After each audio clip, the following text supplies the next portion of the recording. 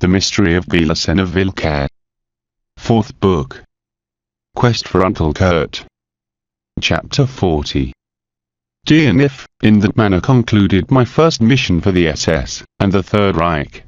During the same, the mysterious character of such sign of the origin, was evidenced which caused the devotion in some ones, and the terror in others. At this point, many of your initial doubts have dissipated. You have understood, I hope that the history of BELICENA, and my own history are settled over the same memory, over an infrastructure that is called Hyperborean wisdom. And you should have understood, it is necessary for you to do so. That both stories are continued in you, that the Hyperborean wisdom passes through you, that the gods have signalized you with the sign of the origin. Your history and mine, Nifetero, are parallel in part. To start, both are members of the same familiar trunk. Both of us suffered shocking experience. I, for the interview with the Führer, and you for the one of BELICENA VILLCA. And those impressions took us both to search the truth in ourselves, in the depths of ourselves. I, during the vacations in Egypt, in 1937, when the Scrotra rain awakened on me, and you now, in 1980, in that infinite instant of the spiritual rapture by the Virgin of Agatha. Yes, Nif. I think that in such point we auto-initiated ourselves.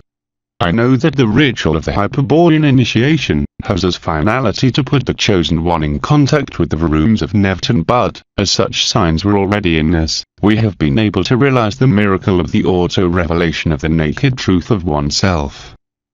Then, the parallelism of the events lived by both of them, culminates in the correlativity of the initiatic experience. We are, from now and forever, indissolubly linked to a spiritual fount, eternal and infinite, to the grace of the Virgin of Agatha, to the Hyperborean wisdom of the gods. For this reason, as I lifted in one moment, you must lift from now on our flags, that are the flags of the Spirit. You wondered in your department of Saltak, to whom could I resort to for spiritual help? Well, now you dispose of the clearest answer. The Führer has given the answer. The answer is the SS, the Black Order SS. Remember that the Führer will return, Nif. Even BELICENA VILLCA announced it in her letter. The Great White Chief, the Lord of the Absolute will encourage, will come once, twice, thrice, to your world. The first one, he will break history, but he will leave, and will cause the senseless laugh of the demons. According to what I think, Nif, this part of the prophecy has been already fulfilled. The second, he will propose the final battle, but he will leave, in the midst of the terror roar of the demons.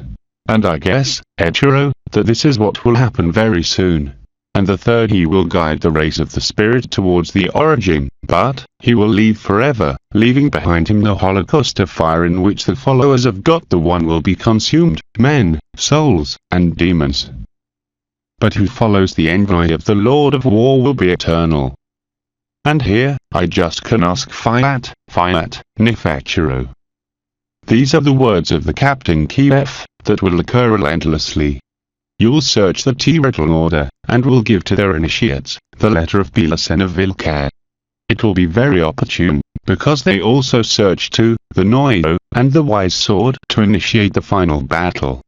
But you'll give them something more important than the letter of BELICENA VILLCA.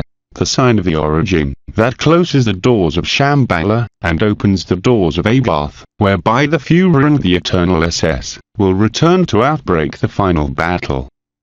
That is the real motive of the great maneuver, Nif. That you give to whom awaits, in the right moment, in the kairos of the final battle. That is the spiritual meaning of all this series of coincidences. To approach the sign of the origin to the kairos of the final battle. And, as to the house of Tharsis, and as me, Nif, you must comprehend that of Ferishari, they will try to get you out of the way. The Druids will chase you. Perhaps, Beret and Bishar in person. For this reason, I want to propose you to leave as soon as possible. From my narrations, although incomplete, you should have made quite conclusions. Later, if the circumstances permit it, I'll give you details of the next facts till the year 1947, year in which I came to Argentina, and since when I stay hidden. In sum, and in broad measure, this was what happened since 1939. To Bangai and Sriviria was conceded the German citizenship, and they were awarded with the Iron Cross of First Class. And they were also incorporated to the Waffen SS, with the effective grade of Untersturmführer. They remained in Berlin until the summer of 1939, where they received training in cryptography and related tasks with the Secret Service, and finally, they left to the Tibet, and reunited with the lepers that left from our expedition. They committed themselves to the mission that has been entrusted to them, to prepare a body of elite that would act as Foreign Legion inside of the Waffen SS. From there would emerge the famous Tibetan Legion, which depended secretly of the 1st SS Panzer-Division Leibstandarte Adolf Hitler, and one of those battalions would defend the bunker of the Führer unto death on April of 1945. Karl von Grossen would return to Asia too. From India and China, would be occupied to supply discreetly the Tibetan Legion, whose natural settlement would be in Assam, in the dominions of a Kalika prince, arch enemy of the English. In that small kingdom of the frontier with Bhutan, instructors of the SS, who came especially from Germany, complemented the offensive arsenal of the Kalika monks, composed with arrows, daggers and scimitars, with modern weapons of tactical purpose, just as grenades, pistols and assault rifles. Nevertheless, the highest effectiveness of those terrible warriors would be always accompanied by the use of their traditional weapons, for which there was no rival in the Tibet. Anyway, such body never passed from the 100 effectives. But, much before that, the Tibetan Legion was ready. Vrana gave birth in Berlin to a couple of beautiful puppies of dogs Deva, dying in a delivery. Another legion, this one of Veterinaries SS, was in charge under the most severe threats that the twins' life. Nevertheless, our reserves, they grew without problems, and I baptized them as Yeb. They responded well to the conventional training, and even better to the employment of the Kikosvadi, understanding and obeying my minor desires. In September, Germany invades Poland, and begins the Second World War. On July 14th of the next year, 1940, the troops of the Third Reich enter in Paris.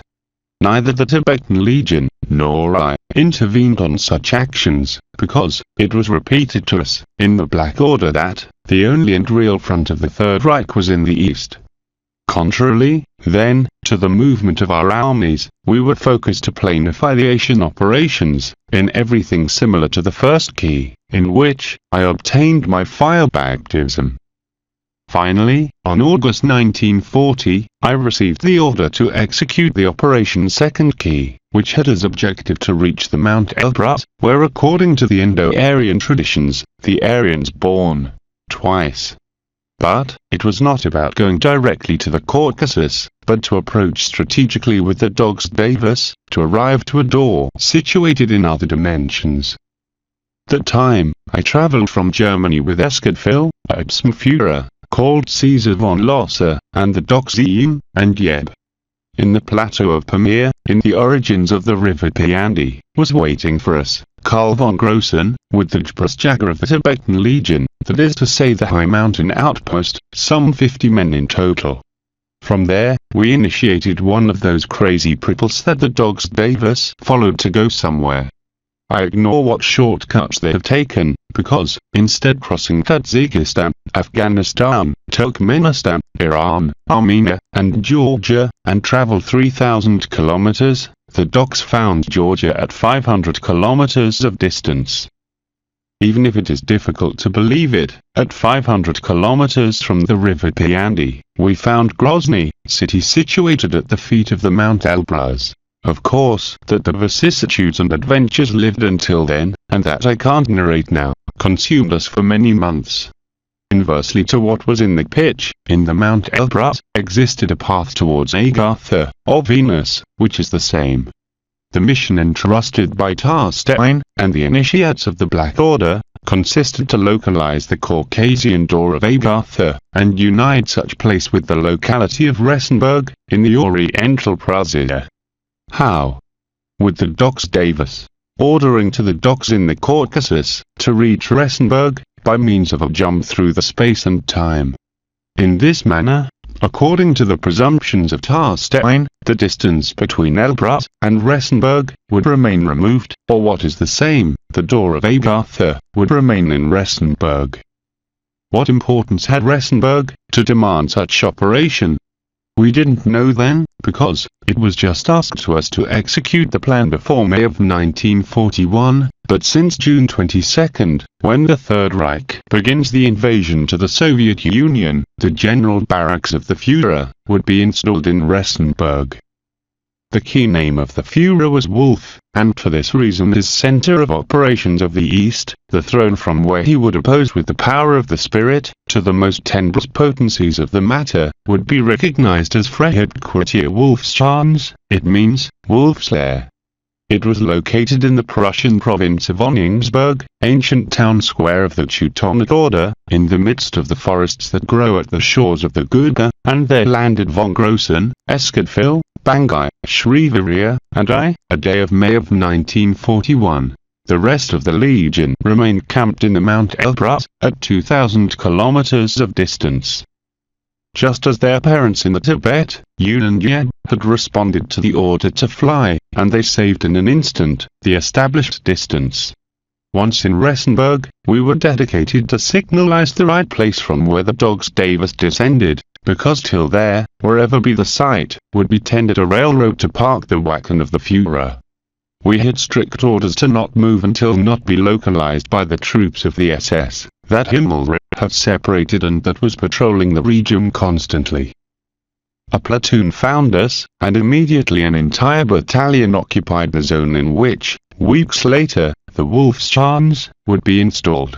It is worthy to remember that, in the same site, July 20th of 1944, a group of traitor generals, the same that supported Ernst Schaefer, tried to assassinate the Führer, through, at the installation of a bomb of high power at scarce meters from him. Of course, who not knows what the Caucasian door of Ressenberg, not understands was yet, how the Führer went out unheard from the attempt. When I returned finally to Berlin, on August 1941, was too late to bid farewell to Rudolf Hess. On May 10, my Teppert had flown to England, to try to neutralize the Gilleen strategy that had dominated the British High Command. His flight was concerted between members of the English secret society Golden Dawn, and initiates of the Gesellschaft, but just when he landed was captured by the Druids, due to the treason of the German Albrecht Hofer, and the British Duke of Hamilton, and confined in a military prison. For the Seneki, the peace between England and Germany, and his alliance against the Soviet Union, would have been a catastrophe, project that Rudolf Hess was authorized to negotiate. So he was uncommunicated during the years of the war, and an alleged dementia was published while effectively they were trying to destroy his psyche with drugs, similar to the ones that BELICENA VILLCA mentions. Analogously, to the case of BELICENA VILLCA, as Rudolf was a great initiate, the Gulins didn't achieve their purpose. Yes, NIF, in August of 1941, had reached the moment to remember the words that Tarstein told me 4 years before. We all must wish that his opportunity never come, because, when Parsifal begins his mission, that will mean that King Arthur is wounded, and that the kingdom is Tregaster. Yes, Rudolf, the pure madman, as Parsifal, had left to Albion, England, the White Island, that represents in some way to Changshambala, the abode of the demons. Tarstein predicted me that, because he knew that it was possible, because he knew an esoteric meaning that explained the profound symbolism of the journey. That the diplomatic Albrecht Hofer was a traitor, member of the group of the healthy forces of Germany. We already knew him since years ago by the reports that Heydrich had elaborated in the SD. Albrecht was son of the Professor Karl Hofer, and a Jew, named Martha Mayer-Doss. And that the secret society Golden Dawn, which in some moments at the beginnings of century was related with the Einherjar, and that the Gesellschaft fell in power of the Druids, after the plagiarism effectuated by the priest Aleister Crowley, we also knew it. the buyback could take it unaware to Rudolph, the result of his mission, but it had to exist a more secret and profound reason to justify his sacrifice. I asked it directly to Tarstein, but that time he avoided the direct clarification, and he returned to speak me in symbolic language, undoubtedly to not affect the myth, to keep the myth acting.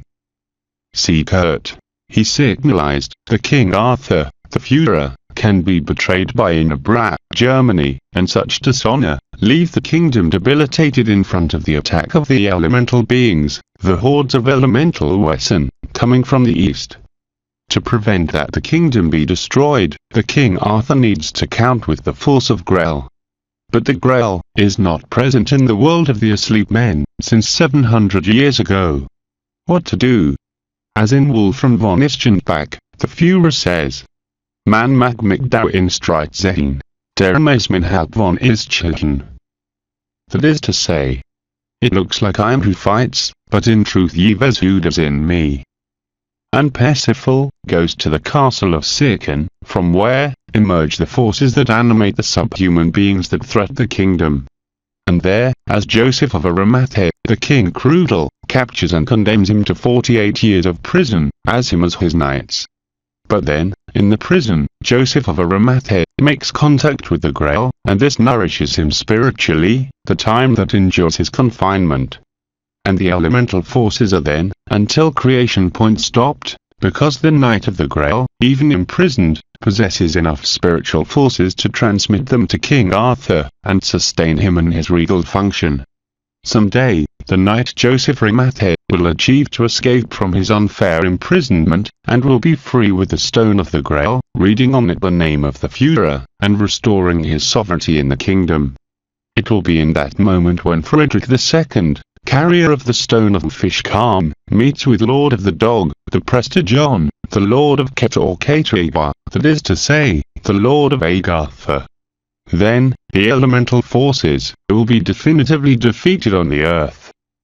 Nothing else than symbolic affirmations of this kind I achieved to obtain from Tarstein, that didn't help me too much to understand the occult meaning of his mission, even if I intuited a lot. But I didn't see my Teppert again until 1940. Naturally, during the Judgment of Nuremberg, between 1945 and 1946, Rudolph was interrogated by the hypocrite Allies judges, and, of course, he didn't say a word about the Grail, or King Arthur. Whereas, he spoke a lot about the brainwashing, and the treatments with drugs to which they were submitted by the English. As is logic, I thought continuously in what explanation could have the monstrous behavior of the people around me. I excluded the possibility that they were criminals, due to, socially, they caused very good impression. And, on the other hand, their past also contradicted that imposition. Then, I thought in the idea that those persons had been hypnotized, although I ignored then that the possibility to produce a state of hypnotism so intense and durable existed. I manifested with honesty this suspicion to the Commandant F, who evidently took it as a funny joke. He said that he, and all the rest who were around me, were absolutely normal and that, for disgrace, I was victim of autosuggestion. My headache continued endlessly. I insisted to feign that I had lost the memory. I learned from my mistakes. I supposed that I shouldn't recognize the persons that I had seen more than 14 days before, even being medics, who had been many years with me. It can be deducted from that what terrible poison they gave me, a poison for which there was no antidote. Soon, I didn't commit more mistakes. I passed through the tests, such as the sudden apparition of people that I met before, and I feigned to not recognize them, although I was in a state of hypnotic dream. I had to be alert day and night. Finally, I had to be imprisoned to respond falsely to the questions, even in dreams, persisting to feign the loss of memory. In April 19th of 1945, the Brigadier General Dr. Rez came to see me again. He tried to convince me again that, as my conclusions as my sufferings were mere consequence of my obsessive manias. I interrupted him. affirming that his words were worthless, because I knew what was happening. Meanwhile, I had acquired new convictions that justified my suspicions. The abominable atrocities that, during the Boer Wars, the English perpetrated in women and children in the concentration camps could be also attributed to the chemical, secret substance. The Brigadier General has reflected some instants with sinister expression. Then, he stood up with a jump and left hurriedly, murmuring, "You're very perspicacious. I wish you good luck." I had been 4 years in prison, now in company of lunatics, and at the mercy of their tortures, without being capable to inform anyone about it, and unable to convince the Swiss envoy about the truth that was occurring, to not mention the incapacity to instruct the lunatics about their state. It was worse than to be in hands of criminals, because they, at least, have a little reason, in some obscure corner of their minds, some sentiment in some obscure corner of their hearts, and a little consciousness. With my lunatics, this remained absolutely discarded. But, the worst were the medics, who employed their scientist knowledges, for the most refined tortures. In reality, I lacked a medic during those 4 years, who gave themselves such name, had no other mission than to cause me suffering, and, in any case, to aggravate them. Evenly, I remained all the time without medicines, because what they gave me under such name only served to the same finality, and, otherwise, it was poison. Before my garden the madman, or drugged, walked from one place to another, with loaded fusils. Madmen surrounded me in the house. When I went out for a walk I went preceded and followed by madmen, all with the uniform of the British Army, and we encountered with columns of inmates of a nearby madhouse, who were sent to work. My companions manifested compassion to them, and they didn't realize that they belonged to the same column. That the doctor, who directed the hospital, and, at the same time, the madhouse, should have been the own patient for a long time. They didn't realize that they were worthy of compassion. And they didn't warn it, because they were, all of them, drugged, or hypnotized. I felt compassion for them honestly. Honest men were converted in criminals there. However, what mattered this, to the Jews? It concerned as little as the King of England, and the British people. Because, the Jews were behind all that. If the simple probability would have not been enough, I would have demonstrated what I'm going to relate. They have given me a book written by a Jew, about the treatment that he had suffered in Germany, as well as the reports of the British consulates, about the treatment dispensed to the Jews in Germany, according to the description of the own Jews. The Dr. Dix said that my obsessive manias were consequences of remorses for the treatment of the Jews, that I was the responsible. To what? I replied that it had not been my competence to decide the treatment to be applied on the Jews. However, if that would have been thus, I would have done all possible to protect my people from those criminals, and I would have not felt remorse for that. The Lieutenant A.C. of the Scottish Guards, who was with me for my protection in the name of the King, once said to me, "You're being treated just as the Gestapo treats its political enemies." The Dr. Dix and male nurse, Sergeant Everett, were present, and assented with a smile.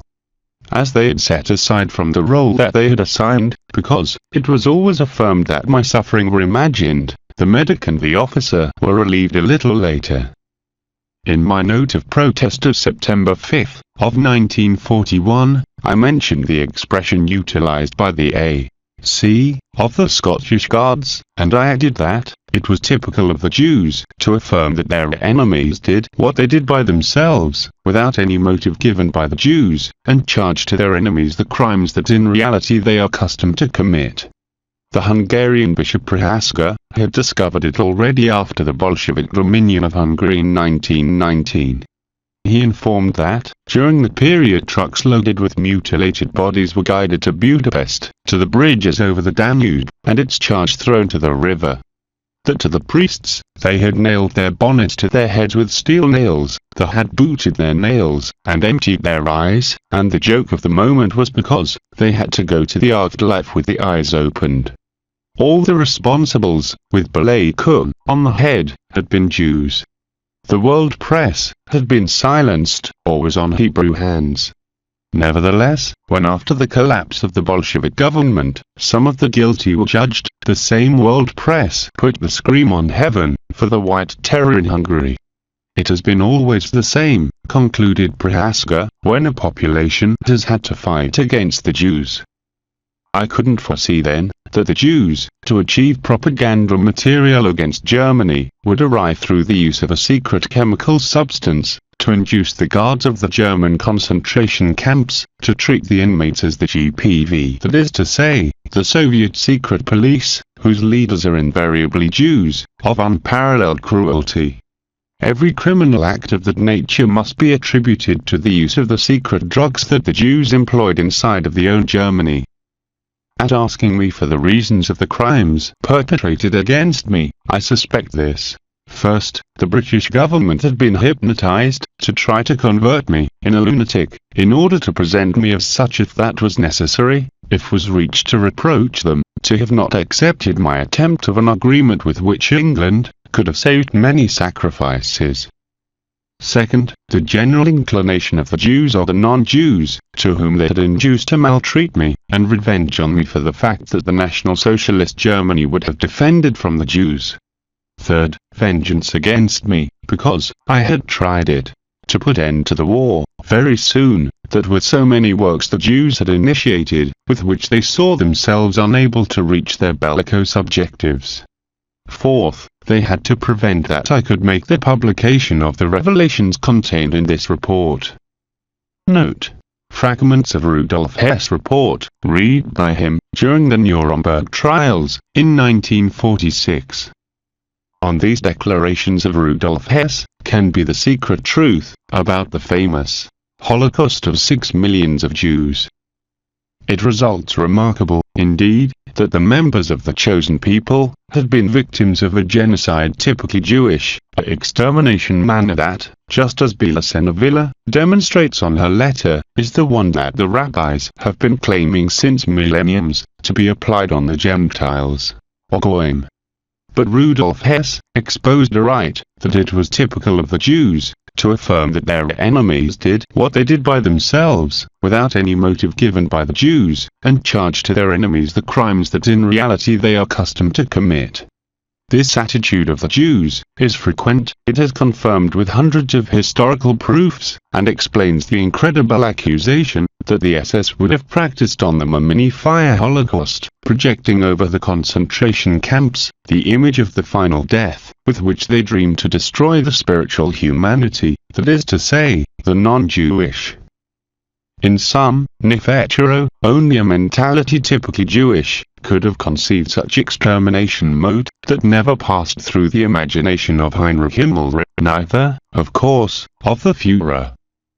And about the Germans, who supposedly confessed to have perpetrated those crimes, apart that exist many obvious explanations about why someone would declare against himself or against his homeland, it is clear that the real cause must be searched in the secret drugs that the Druids know, whose main lair is constituted since millenniums precisely England. The own Rudolf Hess exposed it, in 1945, as you have seen, at affirming that not only the witnesses had been drugged and hypnotized to declare against themselves, but, in the case that some crime could have been truly committed in the German KZ, that should be attributed to the drug's introduction before the fall of the Third Reich, with the objective to perturb the guards to obtain propagandistic ulterior incomes. Finally, if I didn't see Rudolf Hess again after my return to Elbrus-Resenberg instead, I received news of the damn Ernst Schaefer. He had returned quietly, just as Tarstein predicted, and he was in the occupied France. He was protected by the Secret Service of the Admiral Conderis, the Hour, which was out from the jurisdiction of the exterior SD. According to the reports that Walter Schellenberg disposed, it seemed very probable that his 4 followers accompanied him, although one of them had lost the sight in the Tibet, due to his eyes were exposed to an intense and unbeknownst source of light. As is natural, I proposed immediately a covert operation to execute him, as yet his accomplices, but I was discouraged by Tarstein, who sustained that the traitor was more valuable alive than dead. Being alive, he will be able to communicate to the Synarchic forces that, with the Third Reich, they have just one path. The war, explained as Tarstein. The White Fraternity will support an alliance against Germany, but only if after its total destruction, the universal synarchy of the chosen people is constituted. If this objective is fulfilled, Germany will be undoubtedly sacrificed, but that world government will mean the end of the history. Germany will reborn again, perhaps, not as nation, but its spirit, its Führer, its God-Wetten, will be supported by the loyal gods to the spirit of man, and the final battle will have begun on the earth. Ernst Schaefer, returned converted and a master of the White Hierarchy, it means, spiritually dead. His initiation in the Tibet conferred him the recognition of numerous Synarchic secret societies, as, for example, the English Masonry, that bestowed him the Great 33, and the charge of President of the Great Eastern of the accepted and ancient Scottish Rite. The destruction of the operational Tweston was attributed in the documents to common accidents of this type of exploration, and Schaefer lived calm until after the war. His relatives still live in the Argentina. That freedom that he enjoyed under the shelter of the resistance groups to the Führer, permitted him, just as we had calculated it in the Black Order, the planning and realization of multiple attacks against me. No one knows for sure how many attacks were perpetrated against the Führer, but the ones that I suffered on those years don't were behind. Poisonings, bombs, snipers, ambushes, sabotages in my team, and permanent threats. Or I abandoned the SS, deserted, left Germany forever, moved away definitely from the sacred places for the priests, or there would be no place on the earth where I could hide from the inevitable rabbinic vengeance. Of course, I didn't yield before the threats, and I fulfilled my orders until the end, and if, even, those orders were not pleasant for me, as the last, what forced me to remain 35 years in Santa Maria of Catamaca.